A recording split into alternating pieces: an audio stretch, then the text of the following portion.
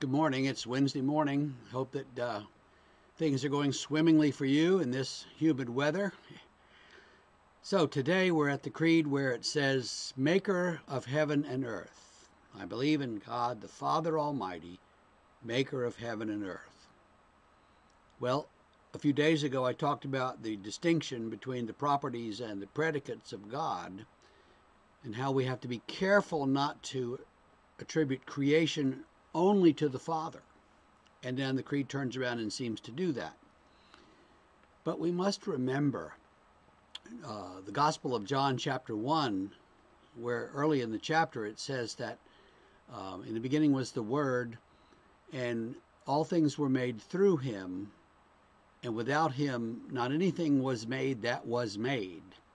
So all the three persons of the Trinity are involved in this creation. That's something that we do well to remember.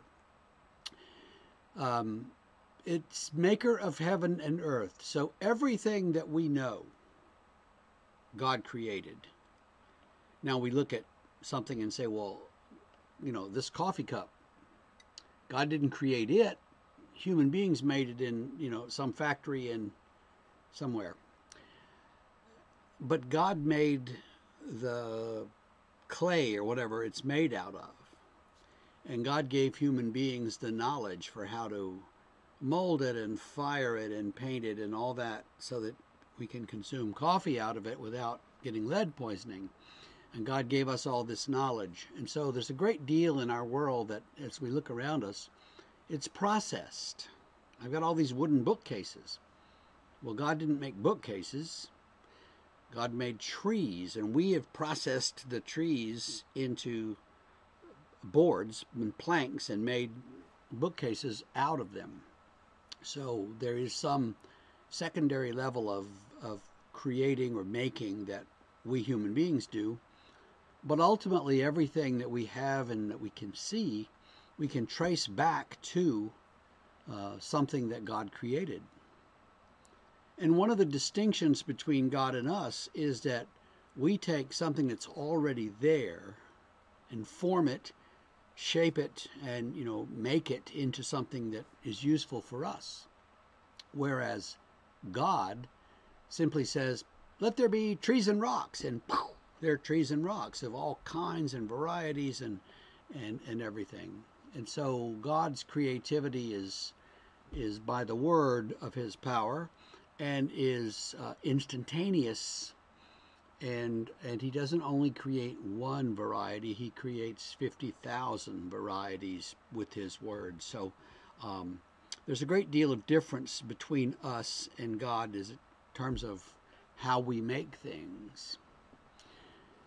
For the ancient Hebrews, the ocean was a scary place, as I've said before, and so the idea that God even created the ocean and the great whales and fish that swim in the ocean that terrified the Israelites. But this was something that their God was powerful enough to do. The gods of the other countries around them, the ones that we study in Greek mythology, tended to be beings of a higher sort than we are. They were immortal and they were powerful, but in many ways, they were a lot like us. And they didn't create the world so much as they just sort of happened onto it and inhabit it. And the Hebrews argued, no, that their God was the one who made everything out of nothing. There was nothing, and then he created it all.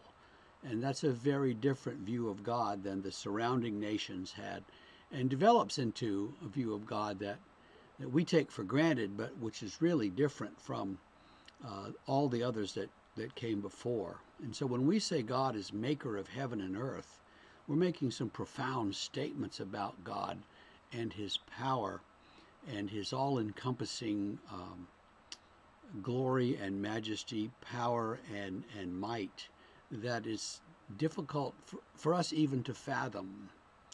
And if you want to talk about it sometime, let's talk about how the universe string theory says that it tends to have 11 dimensions, we can only experience 3 or maybe 4, but 11 dimensions in reality, so that the math works out.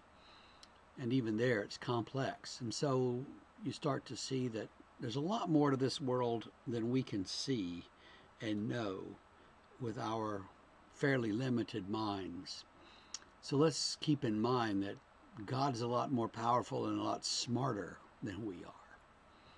Tomorrow we'll turn to the second person of the Trinity in the second article of the Creed. Have a great day until then.